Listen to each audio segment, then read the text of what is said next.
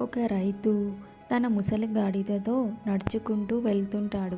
గాడిద పొరపాటున ఎండిపోయిన లోతైన బావిలో పడుతుంది. ఎంత ప్రయత్నించినా బయటకు రాలేకపోతుంది. అయితే రైతు ఆ గాడిదని బయటకు తీయడానికి ఎన్నో రకాల ప్రయత్నాలు చేస్తాడు.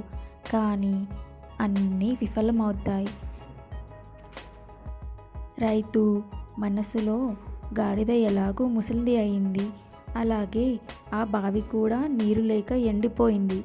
ఇక రెండింటితో ఉపయోగం లేదని ఓ నిర్ణయానికి వస్తాడు. ఆ బావిని మట్టితో కప్పేసి గాడిదని అందులోనే పాతిపెట్టాలని నిర్ణయించుకుంటాడు. అక్కడే ఉన్న కొంతమంది సహాయంతో బావిలోకి మట్టి పోయడం ప్రారంభిస్తాడు. మొదట గాడిద భయంతో చాలా గట్టిగా అరుస్తుంది. కొంచెం సేపటి తర్వాత గాడిద అరుపులు ఆగిపోతాయి. రైతు గాడిద చనిపోయిందనుకొని బావిలోకి తొంగి చూస్తాడు. అతను ఒక్కసారిగా ఆశ్చర్యపోతాడు. గాడిద తనపై పడుతున్న మట్టిని చక్కగా కుదుపుకొని దానిపై నడుచుకుంటూ బావి పైనకి వస్తుంది.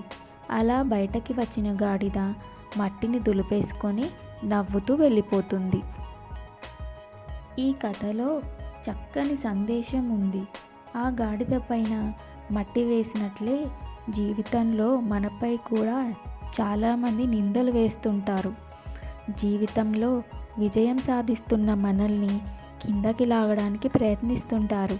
అవన్నీ పట్టించుకోకుండా దులిపేసుకుని వాటిని అవకాశాలుగా మార్చుకొని మనం మన లక్ష్యం వైపు అడుగులు వేయాలి.